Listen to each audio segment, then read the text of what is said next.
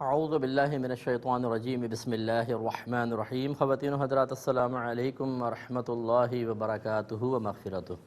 Programme احکام شریعت اور فقہ حنفی سے متعلقہ مسائل کے ساتھ ایک دفعہ پھر آپ کی خدمت میں حاضر ہیں۔ قربانی کے ایام چونکہ قریب آ رہے ہیں تو اس کے وجوب پر تھوڑا سا بس میں کلام کر کے پھر انشاءاللہ مزید سوالات کی طرف آ جاتے ہیں۔ قربانی کے ویسے تو 3 دنوں میں گھر کا ہر بالغ شخص جو مسلمان ہے اپنے اندر ان شرائط کو تلاش کرے، لیکن اکثر مزاج شرع یہی دیکھا ہے، جیسے حج کے بارے میں ہے کہ حج کی بھی جو شرائط ہیں وہ حج کے ایام میں دیکھنی ہوتی ہیں، لیکن فقہا نے واضح طور پہ لکھا کہ اگر کسی علاقے میں ان ایام سے پہلے حج کے قافلے تیار ہوتے ہیں تو بس وہ اسی وقت اپنے اندر ان شرائط کو تلاش کرے۔ اسی طریقے سے قربانی کا بھی کر لیں کہ 3 دن میں ویسے ان 3 دنوں کے اندر یہ شرائط دیکھی جائیں گی، تب وجوب یا عدم وجوب کا حکم ہوگا، لیکن اگر پہلے سے لوگ اس ٹائم جیسے 10 دن پہلے یا 5 دن پہلے پرچیزنگ کرتے ہیں اس وقت اپنے اندر یہ شرائط دیکھ لی جائیں تو بہت ہی بہتر ہوگا۔ قربانی ہمارے ہاں عمومی طور پہ ایسا ہوتا ہے کہ گھر کا سرپرست ہمیشہ کرتا ہے، یا پھر جس پہ قربانی جس کے پاس اچانک پیسہ آیا وہ یہ سمجھتا ہے کہ پہلے نبی کریم صلی اللہ علیہ وسلم کی طرف سے قربانی کرنی ہوگی پھر ہم کریں گے۔ بعض اس میں والدین کو فوقیت دیتے ہیں کہ پہلے ماں باپ کی طرف سے کریں گے پھر ہم کریں گے۔ بعض گھروں میں راؤنڈ لگتا ہے کہ ایک دفعہ والد صاحب کی طرف سے، اگلے سال والدہ کی طرف سے، اس سے اگلے سال بھائی کی طرف سے۔ یہ تمام طریقے صحیح نہیں ہیں۔ سب سے پہلے آپ کو اپنے اندر شرائط تلاش کرنی ہوں گی، جس میں شرطیں پائی جائیں اس پر تو قربانی واجب ہے، وہ تو اپنی طرف سے کرے۔ اب اس کے علاوہ کسی اور کے لیے کرنی ہو تو وہ اس کے لیے کر سکتا ہے، لیکن سب سے پہلے اپنی۔ یہ نہیں کر سکتا کہ خود پہ قربانی واجب ہو رہی ہو، اپنی قربانی نہ کرے، اور چاہے وہ نبی کریم صلی اللہ علیہ وسلم کی محبت میں ڈوب کر آپ کے لیے قربانی کرے۔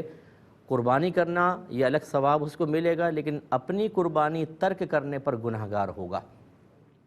تو اس لیے قربانی کے ایام میں ہر شخص دیکھے جو گھر میں بالغ ہیں، بالغ جو ہے 15 سال کے بعد سمجھ لے بلوغت کا حکم ہو جاتا ہے، مسلمان ہوں بالغ ہوں۔ تیسرا مقیم ہوں، مسافر نہ ہوں، حالت سفر میں نہ ہوں، اور چوتھا وہ مالک نصاب ہوں۔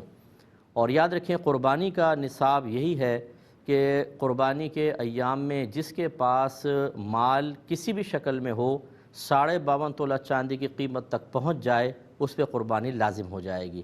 لہٰذا اگر تھوڑا سا سونا پڑا ہوا ہے جس کی آپ نے قیمت معلوم کی وہ 52.5 تولہ چاندی کے برابر بن رہی ہے، جو آج کل 45-50,000 تک ہو جائے گی، ریٹ اوپر نیچے ہوتے رہتے ہیں، آپ معلوم کر لیجئے گا سونار سے کہ 52.5 تولہ چاندی کتنے کی بنے گی، وہ آپ کو بتا دیں گے۔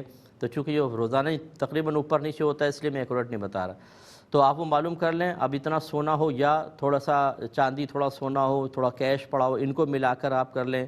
اسی طریقے سے کوئی آپ کے گھر میں ضروریات زندگی سے زیادہ ایسا سامان ہو، ضروریات زندگی والا سامان وہ کہلاتا ہے جس کے بغیر انسان کا گزارا مشکل ہو، جیسے گھر خود ضروریات زندگی میں آتا ہے، آپ کی سواری ہے، برتن ہیں، فریج ہے، اگر آپ اے سی باقاعدہ یوز کرتے ہیں تو اے سی بھی ضروریات زندگی کے اندر آئے گا۔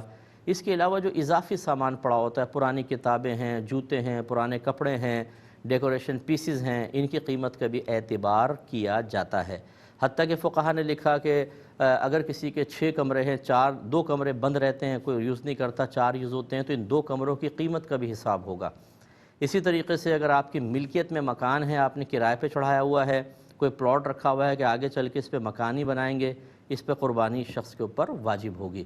اس لیے گھر کا ہر فرد جو ہے وہ قربانی کے ایام میں یوں کرے کہ ایک اپنے قلم ڈائری لے کر بیٹھے، جتنا اس کے پاس سونا ہے وہ لکھے، چاندی، روپیہ، تجارت کے لیے کوئی مال رکھا ہوا اس کو لکھے، اس کے علاوہ کوئی پرائز بانڈ ہیں اور شیئرز وغیرہ ہیں وہ لکھ لیں۔ پھر آپ نے کسی کو قرضہ دیا ہوا ہے تو اس کو بھی یہاں پر لکھیے۔ اس کے علاوہ جو ضروریات زندگی سے زیادہ سامان ہے اسے بھی لکھ لیں، اس کا ٹوٹل اماؤنٹ نکالیں کتنا بنتا ہے۔ اور اب اگر آپ کو فوری طور پہ کرنٹلی کسی کو قرضہ دینا ہے، مثلا آپ پہ قرضہ ہے، آپ نے دینا ہے، جیسے انسٹالمنٹس وغیرہ ہیں یا اس مہینے کی BC وغیرہ ہے، وہ تمام اس میں سے مائنس کر دیں۔ آپ یہ دیکھیں اگر 52.5 تولہ چاندی کے برابر اب بھی مالیت بچتی ہے تو آپ پہ قربانی واجب ہے اور قربانی کرنی ہوگی۔ بہت سارے ہمارے بہن بھائی ایسے ہیں، بعض مجھے یہاں تک کہتے ہیں استاد 16 سال سے ہم پہ قربانی بن رہی تھی، ہمیں پتہ ہی نہیں تھا۔ تو خدا را جب یہ ہم پر کوئی مال کی ادائیگی لازم ہونے لگتی ہے تو بعض اوقات ہم ان مسائل کو سیکھنا ہی نہیں چاہتے. یہ کہتے ہیں جی یہ مولویوں کی باتیں چھوڑو جی. اگر آپ بچے کو سن رہے ہوں یا کوئی بہن سن رہی ہوں اپنے شوہر سے یا بچے اپنے والد سے کہیں نا کہ جی صاحب نے ایسا مسئلہ بیان کیا, عمومی طور پہ جو ہمارا مشاہدہ ہے وہ یہ ہے کہ والد صاحب کترا جاتے ہیں, ارے بھائی یہ چھوڑ دو مولویوں کی بات ہے, جو میں کر رہا ہوں ٹھیک کر رہا ہوں. تو اس لیے پھر یہ ایسا کہیں گے تو ہمارا کوئی نقصان نہیں ہوگا, آپ کا آخرت میں نقصان ہوگا.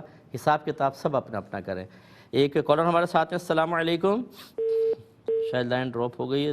ایک اور کالر ہیں. السلام علیکم. السلام علیکم. جی وعلیکم السلام.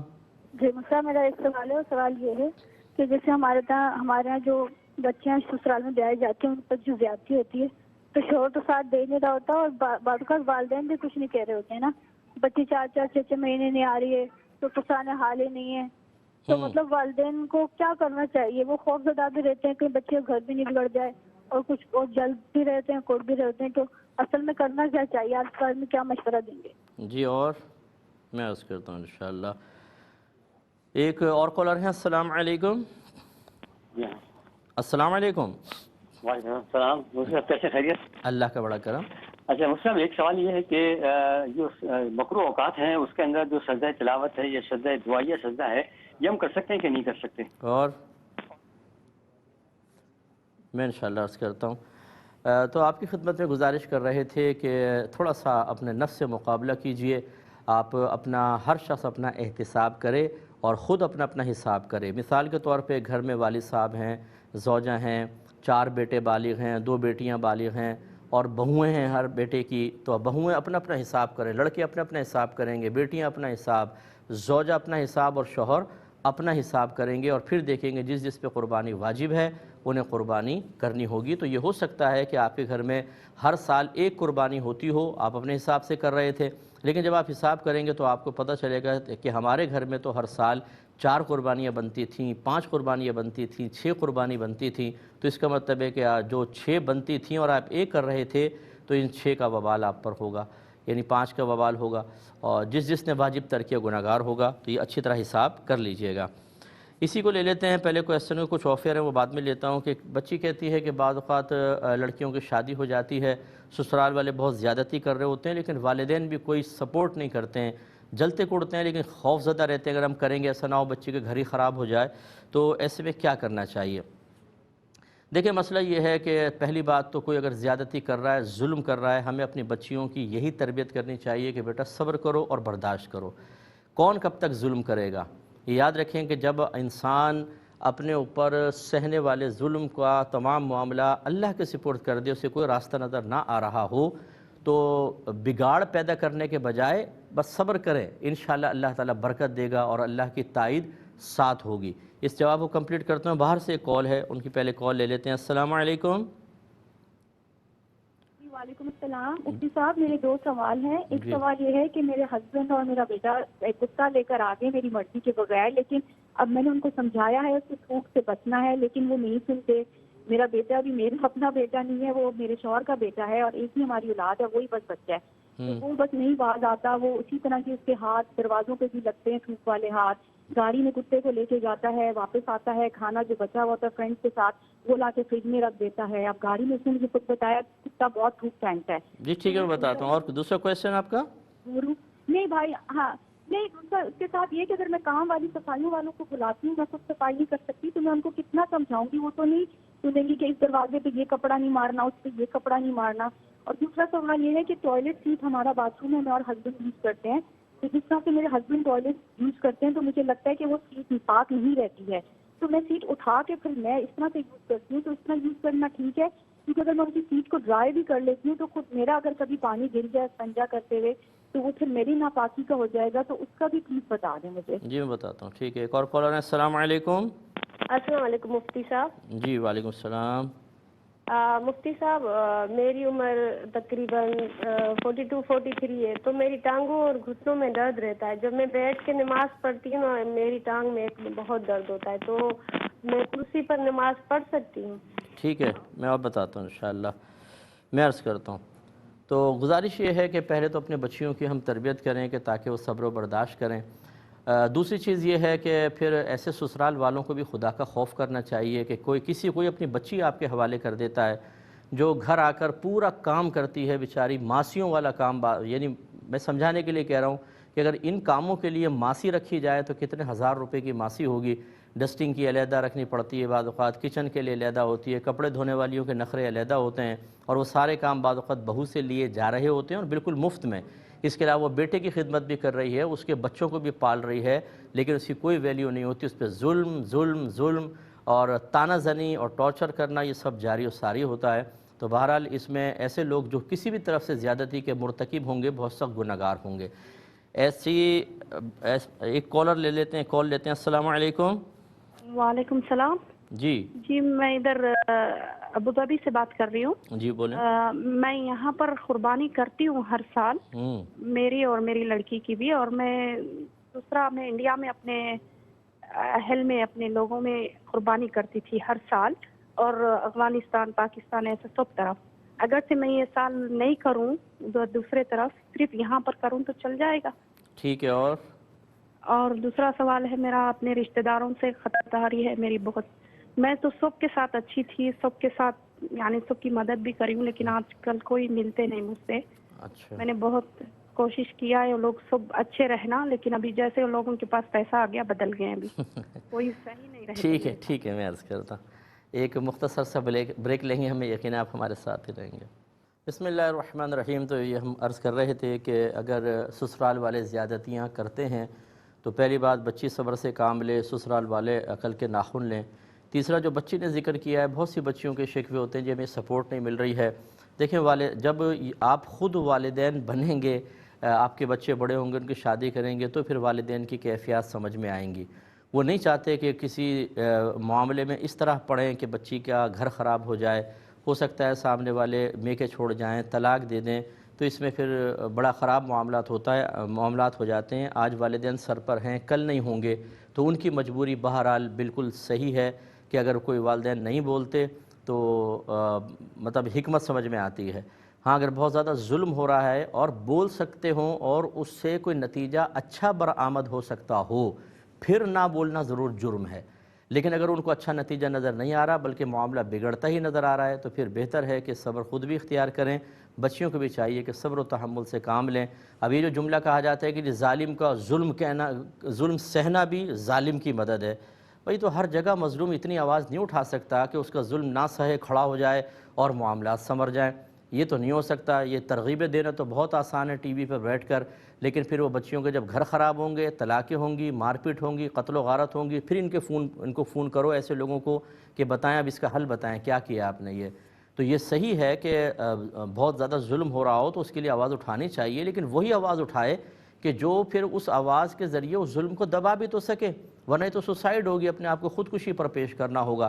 تو اس لیے بہرحال ایسی بچیاں جو اپنے سسرال میں خوش نہیں ہیں، انہیں چاہیے کہ بہت ہی اچھے انداز سے اپنے آپ کو لے کر چلیں اور اللہ کی طرف سے متوجہ ہوں، اللہ تعالیٰ سے مدد طلب کریں، انشاءاللہ سب بہتر ہو جائے گا.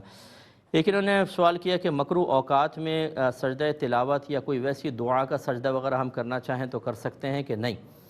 دیکھیں نماز پڑھنا منع ہے، بہتر یہ ہے کہ نہ کریں. فقہا نے بہتر ہے کہ لکھا ہے کہ نہ کریں، لیکن اگر کر لیں گے تو کوئی حرج نہیں ہے. نماز پڑھنا منع ہوتا ہے، یہ سجدے کر سکتے ہیں. افضل یہ ہے کہ ان اوقات میں نہ کریں، بعد میں کر لیں، لیکن گناہ گار نہیں ہوں گے.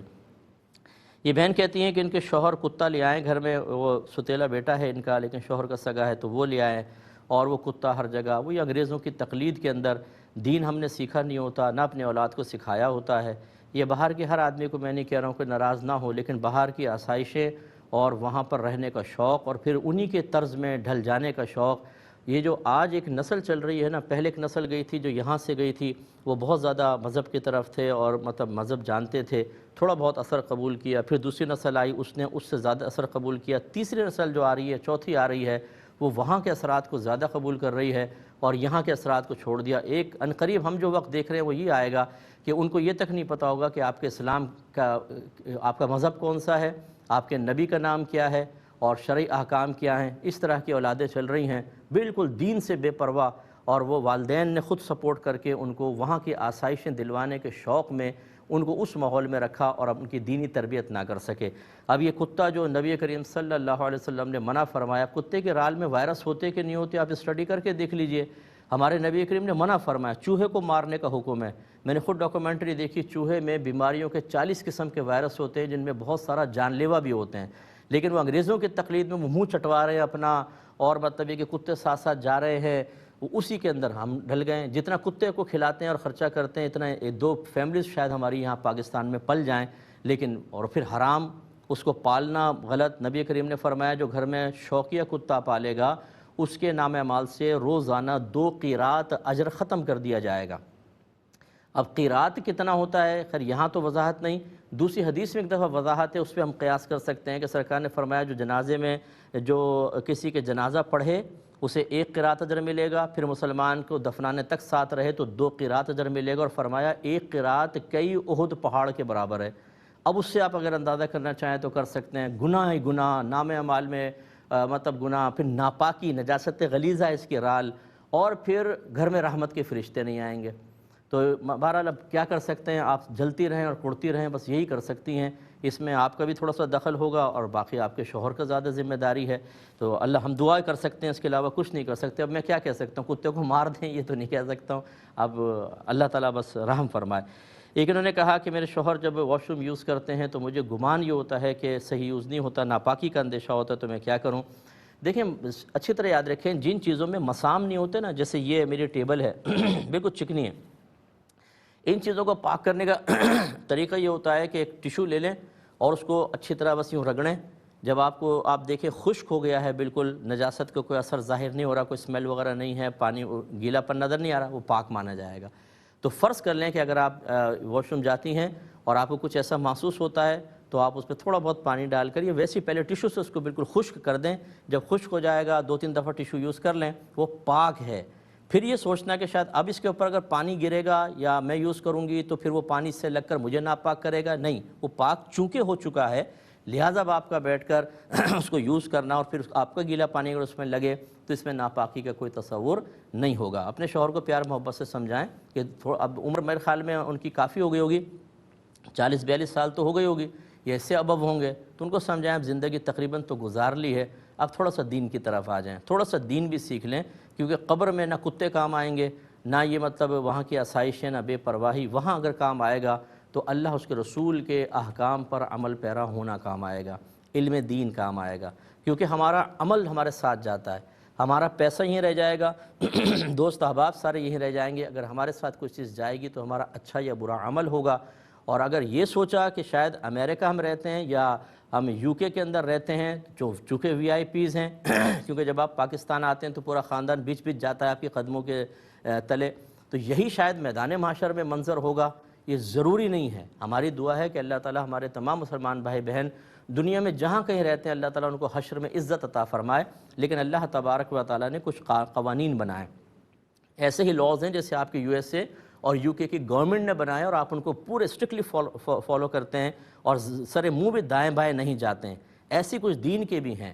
اللہ کو بھی کچھ اہمیت دیں، اس کے رسول کو اہمیت دیں اور اس کے مطابق چلیں۔ یہ پیار سے اپنے شوہر کو سمجھائیں، ہو سکتا ہے سمجھ میں آ جائے اور یہ کتا گھر سے نکلے اور یہ نحوستیں گھر سے نکلیں، ورنہ اللہ تبارک و تعالیٰ یہ نہیں کہ کم علمی کی وجہ سے نجات دے دے گا، یہ تمام اس کے رسول نے اسی لیے بیان فرمائیں کہ ان پر عمل کریں، جو عمل نہیں کرے گا یا نہیں سیکھے گا وہ آخرت میں قابل گرفت ہوگا۔ ایک یہ بہن کہتی ہیں میرے ٹانگوں میں بہت شدید درد ہوتا ہے، بیٹھ کے بھی پڑھوں تو شدید درد ہوتا ہے، تو کیا میں کرسی پہ نماز پڑھ سکتی ہوں؟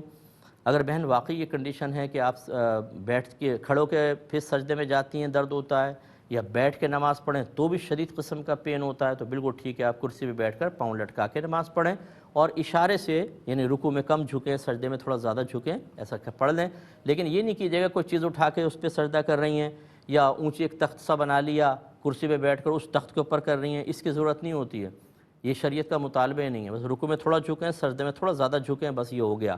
پیشانی ٹیکنا اشارے کی صورت میں لازم نہیں ہوتا ہے۔ ایک انہوں نے کہا کہ میں قربانی کرتی تھی اپنے یہاں تو کرتی ہوں، یہ UAE سے ہے، ان کی کال تھی، لیکن کہیں پیسے بھی بھیج دیتی ہے، جیسے افغانستان میں نفل قربانی کے لیے بھیج دیا، پاکستان میں فلاں جگہ، تو اگر میں اس طرح کروں کہ اس دفعہ کہ میں اپنی صرف قربانی کر لوں، دوسری جگہ نہ بھیجوں، تو کیا حکم ہوگا؟ تو بالکل ٹھیک ہے، کوئی مسئلہ نہیں ہے۔ آپ جو اپنی کرتی ہیں اگر آپ پہ قربانی واجب تھی تو وہ واجب ادا ہو گیا، باقی تو نفل قربانی تھی، اور نفل کا کوئی مطلب آپ پہ لازمی نہیں ہے۔ نفل کا مطلب یہ ہوتا ہے کہ فرض یا واجب کے علاوہ زائد چیز کرنا چاہیں ثواب ملے گا، نہیں کریں گی یا کرتی رہی تھیں اور ترک کریں گی بالکل گناہ گار نہیں ہوں گی، گھبرائیں نہیں آپ۔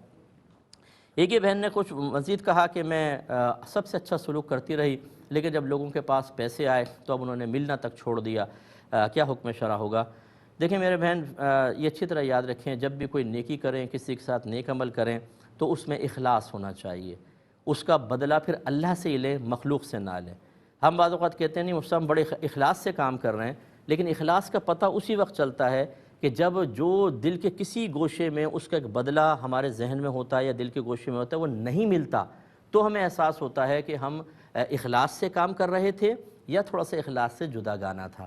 آپ کی جو آپ نے بات کہی ہے اس میں اخلاص کی تھوڑی سی کمی نظر آتی ہے۔ اگر آپ نے اللہ کے لیے کیا تھا تو یہ شکوہ کرنے کی ضرورت ہی نہیں، بھئی ملتے ہیں نہیں ملتے ٹھیک ہے، بھئی ہم نے تو اللہ کے لیے اچھا سلوک کیا تھا یا اچھے ان کی امداد وغیرہ کی تھی، اب اگر وہ نہیں ملتے اور آپ شکوہ کریں گی، اس کا مطلب یہ ہے کہ آپ یہ چاہ رہی تھی کہ میں نے جو اچھا عمل کیا اس کا ایک بدلہ کم از کم یہ ہونا چاہیے کہ وہ اپنا رویہ ہمیشہ ٹھیک رکھیں۔ یہ تھوڑی سی باریکی ہوتی ہے ان چیزوں کے اندر، یہ ذہن میں رکھیے۔ نہیں ملتے کوئی بات نہیں، آپ کوشش کرتی رہیں، فون کر لیا، کبھی بات کر لی، بالکل نہیں ملتے کوئی مسئلہ نہیں، آپ قطع تعلق کے گناہ میں مبتلا نہیں ہوں گی، آپ کو ثواب ملے گا، وہ ہوں گے۔ لیکن کبھی بھی نیکی کریں کسی شخص کے ساتھ تو اس کا بدلہ لینے کی یہ اس طرح کوشش نہ کریں کہ اب اس کا رویہ ٹھیک ہونا چاہیے، وہ شکریہ بھی ادا کرے، وہ جزاک اللہ بھی کہے، وہ ہم سے ملتا رہے، نہیں ملا تو دیکھیں ہم نے تو بہت اچھا کیا تھا۔ یوں نہیں ہونا چاہیے، آپ نے اللہ کے لیے کیا، یہ سارا اس کا ثواب اور اجر جمع ہے آخرت کے لیے، انشاءاللہ وہاں پر آپ کو ضرور حاصل ہو جائے گا۔ ایک ہی بھائی نے آفر کویسچن کیا تھا کہ انہوں نے کسی ویب سائٹ ہے کوئی تجارت وغیرہ کے سلسلے میں، وہاں پر اپنے کزن نے ان کو کہا کہ بھئی ایک کریم مجھے منگوا دو، انہوں نے آرڈر کیا، وہ نہیں آئی کریم، پھر انہوں نے دوبارہ جب وہ کیا تو وہ 2 کریمیں آ گئیں، نہیں دونوں آرڈر پاس ہو گئے ہوں گے، آ گئیں۔ انہوں نے پھر بتایا کہ ان کو کہ بھئی ایک کریم چاہیے تھی، تو انہوں نے کہا آپ دونوں رکھ لیں۔ اب یہ نوجوان یہ کویسچن کرتا ہے کہ ایک کریم تو میں نے کزن کو دے دی، یہ جو انہوں نے کہا رکھ لو دوسری اب واپس کون منگائے، تو کیا وہ کریم میں یوز کر سکتا ہوں یا نہیں کر سکتا ہوں؟ دیکھیں جس کے لیے تجارت کی گئی ہے حقیقتاً اگر دیکھا جائے تو انہی کے لیے وہ رعایت بھی ہے، کیونکہ انہوں نے آرڈر نہ کیا ہوتا تو یہ نہ ہوتی، تو بہتر یہ ہے کہ آپ اپنے کزن کو پہلے کہیں کہ بھئی اس طرح معاملہ ہوا ہے، اگر آپ اجازت دیں تو میں اس کو یوز کر لوں، وہ اجازت دیں تو یوز کریں ورنہ ان کے حوالے کریں۔ مختصر سے بریک پہ جائیں گے، ہمیں یقین ہے آپ ہمارے ساتھ ہی رہیں گے۔ بسم اللہ الرحمن الرحیم۔ ایک نوجوان نے کویسچن کیا تھا کہ ہم باہر کے ملک میں ہوتے ہیں، وہاں پر کوئی کمرشل پراپرٹی ہوتی ہے، جب کرائے پر دینی ہوتی ہے تو ایگریمنٹ سائن کرتے ہوئے بعض اوقات سامنے والا جو ہے وہ یہ لکھواتا ہے واضح طور پہ کہ میں یہاں الکوہل بھی بیچوں گا، اور انہوں نے لکھا یہ ہے گویا کہ دوسرے لفظوں میں وہ ہم سے اجازت طلب کر رہا ہوتا ہے، تو ایسی صورت میں ایک مسلمان کے لیے کیا حکم ہوگا؟ دیکھیں مسئلہ یہ ہے کہ اگر تو خالصتاً شراب بیچنے کے لیے وہ شاپ لیتا ہے تو فقہا نے منع کیا ہے، اسی طرح کوئی زنا کے لیے لیتا ہے، صرف زنا کرنے کے لیے، تو اس کو جگہ نہ دیں، کیونکہ اس میں اپنے آپ کو مظنہ تہمت پر پیش کرنا لازم آئے گا، تمام لوگ اس کو مایوب سمجھتے ہیں، برا سمجھتے ہیں، دیگر چیزیں۔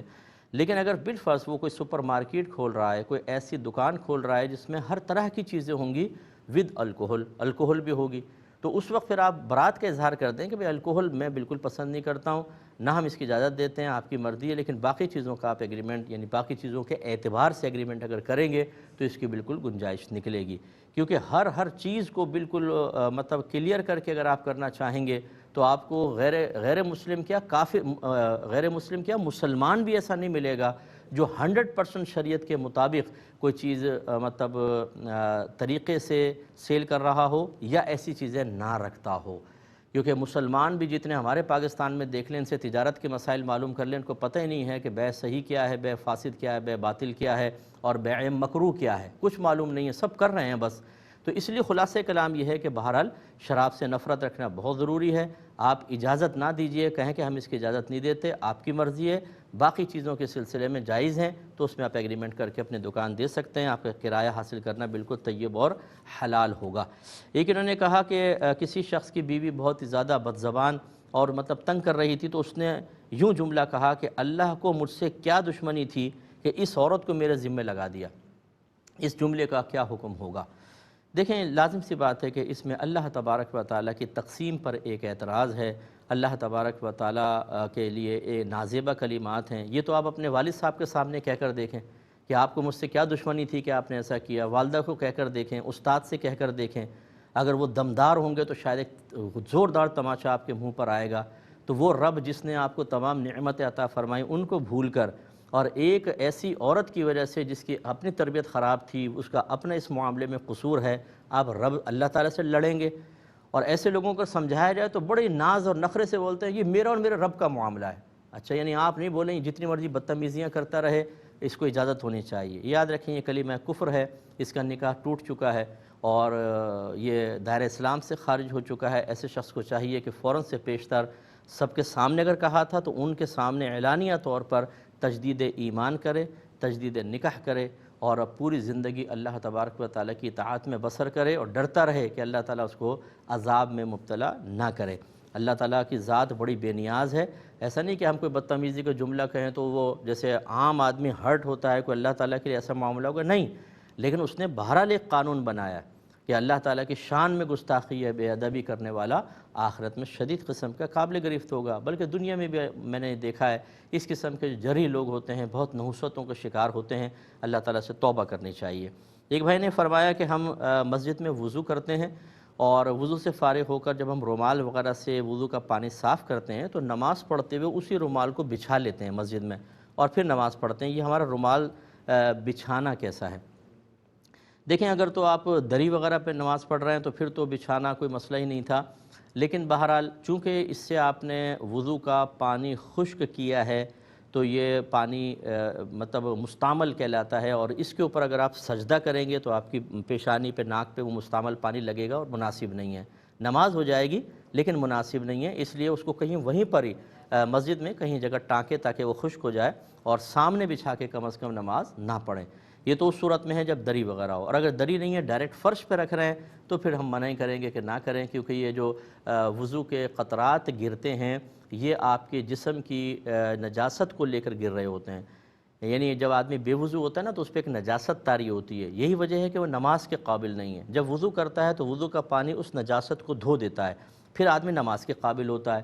اس لیے وہ پانی جو گر رہا ہوتا ہے وہ ایک نجاست حکمیہ کو لے کے جا رہا ہوتا ہے۔ نجاست حکمیہ وہ جس کو آپ دیکھ نہ سکیں، اس کی اسمیل وغیرہ نہ ہو، یہ میں نے پہلے پروگرام میں بتایا تھا۔ تو لہٰذا اب اگر آپ اس پانی کو فرش پر گراتے ہیں تو آپ نے نجاست حکمیہ والے پانی کو گرایا اور یہ مناسب نہیں ہے۔ اس لیے گیلا تو فرش کے اوپر تو بالکل نہ رکھیں، اور دری وغیرہ ہو رکھ سکتے ہیں لیکن اس پہ سجدہ نہ کریں، ان چیزوں میں تھوڑی سی احتیاط کرنی چاہیے۔ یہ کہتے ہیں کہ میری بھتیجی تھی، انہیں برین ٹیومر تھا، ہمارے پاس بالکل پیسہ نہیں تھا اور دو دیگر بھائی بھی جو تھے ان کے پاس نہیں تھا، تو ہم نے چندے کی اپیل کی کہیں، تو ہمیں 4 لاکھ کے قریب اماؤنٹ جمع ہو گیا اور بچی کا آپریشن صحیح طریقے سے ہو گیا۔ اب کچھ پیسہ بچ گیا ہے تو کیا وہ گھر کے اندر جو خرچہ ہے اس میں اس پیسے کو یوز کر سکتے ہیں؟ اس کے علاوہ وہ بچی جو ہے بیماری کے دوران چچا کے گھر میں رہی، دوسرے بھائی کے گھر میں، تو کیا وہ بھائی بھی اس پیسے کو یوز کر سکتا ہے کہ نہیں کر سکتا؟ دیکھیں اصول شرع تو یہی ہے کہ چندے کا مال جس مقصد کے لیے آپ نے لیا ہے اسی جگہ پہ استعمال کریں گے، دوسری جگہ استعمال نہیں کر سکتے ہیں۔ مثال کے طور پہ آپ نے کہا جی ہم 11ویں کی دیگ پکانا چاہتے ہیں، اس کا چندہ دے دیں، تو اسی کے لیے استعمال کر سکیں گے، کسی اور جگہ نہیں۔ جو تعمیر مسجد کے لیے چندہ جمع کیا وہ تعمیر مسجد میں لگے گا، کسی اور کام میں یوز نہیں ہو سکتا۔ اس اعتبار سے تو یہ بچی کے اس میں ہوگا، اس کے علاوہ نہیں۔ لیکن چونکہ آپریشن کے لیے آپ نے مانگا، صحیح اندازہ شاید آپ کو بھی نہیں ہوگا، اور وہ آپریشن ہو گیا اور پیسہ بچ گیا۔ اب ایسا چندے کے بعد، استعمال کے بعد جو پیسہ بچ جائے اس کا حکم یہ ہوتا ہے کہ اصل مالکوں کو واپس کر دیں، لیکن اگر مالک معلوم نہیں ہیں تو اسی قسم کے کسی کام میں استعمال کر لیں۔ تو بہتر تو یہ ہے کسی اور بچی کو آپریشن ہو تو وہاں دے دیں، لیکن اگر کوئی ایسا آپ کو نہیں ملتا ہے تو پھر آپ اس کو یوز کر سکتے ہیں۔ تو یہ قیودات ضرورت ہوتی ہیں، ان سب کا خیال رکھنا ہوتا ہے۔ یہ نہیں کہ بس ہڑپ کر لیا اور سوچا نہیں، پہلے سوچئے کہاں مجھے شریعت اجازت دیتی ہے، کس اسٹیج پر آ کر دیتی ہے، اس کی رعایت کریں گے تو انشاءاللہ آخرت میں بہتری ہوگی۔ ایک بڑا بھولا بھالا سے کویسچن انہوں نے کیا، کہتے ہیں کہ ہمارے باتھ روم کی کھڑکی ہے، اس میں کبوتر بیٹھے رہتے ہیں اور ہم وہاں نہاتے بھی ہیں، تو کیا ان سے بھی پردہ کرنا ہوگا کہ نہیں کرنا ہوگا؟ تو بھائی ان سے پردہ نہیں کرنا ہوگا۔ اگر آپ یہ کنڈیشن لگائیں گے تو ہر جگہ بیکٹیریا ہوتے ہیں، اڑ رہے ہوتے ہیں بیکٹیریا، اور جنات بھی ہوتے ہیں، فرشتے بھی ہوتے ہیں ہر جگہ، تو بہرحال جب آپ فرشتے تو ایسا ہوتا ہے کہ جب آپ ستر کھولتے ہیں تو وہ چلے جاتے ہیں، لیکن اگر ستر کھلے ہوئے میں آدمی کلام کر لے تو وہ واپس آ جاتے ہیں۔ اور جنات میں اگر آپ بسم اللہ الرحمن الرحیم پڑھ کر باتھ روم میں داخل ہوں گے تو پردہ رہتا ہے یہ ان کے اور آپ کے ستر کے درمیان، لیکن اگر آپ بسم اللہ پڑھ کے داخل نہیں ہوتے تو کوئی پردہ نہیں ہوتا، وہ آپ کے جسم کو دیکھ رہے ہوتے ہیں۔ تو بہرحال ان جنات سے فرشتوں سے کیسے آدمی پردہ کرے گا، یہ ایک مسئلہ۔ مخلوق تو وہ بھی ہیں، تو یہ جانور تو بیچارے پرندے وغیرہ جو ہیں یہ انسان کو انسان کے نظر کا بچانے کا حکم ہے، باقی پرندوں وغیرہ کا کوئی بھی نہیں ہے، آپ بے فکر ہو کر نہائیں۔ یہ کہتے ہیں کہ نماز کے دوران جیب میں فون رکھ کر نماز پڑھنا کیسا ہے؟ یہ غیر من کویسچن پوچھنے کا مقصد یہ ہے کہ اس میں اللہ کا نام بھی ہوتا ہے، دیگر چیزیں ہوتی ہیں، تو کیا حکم شرع ہوگا؟ دیکھیں، اگر تو آپ کو یہ گمان ہے کہ میں نیچے رکھ کر اگر نماز پڑھوں گا تو کوئی اٹھا کے ہی بھاگ جائے گا، پھر تو جیب میں رکھ کے نماز پڑھنے میں کوئی بھی شرعاً قباحت نہیں ہے۔ اور اگر ایسا نہیں ہے تو بہتر یہ ہے کہ پھر اس کو نیچے رکھ کر نماز پڑھ لیں۔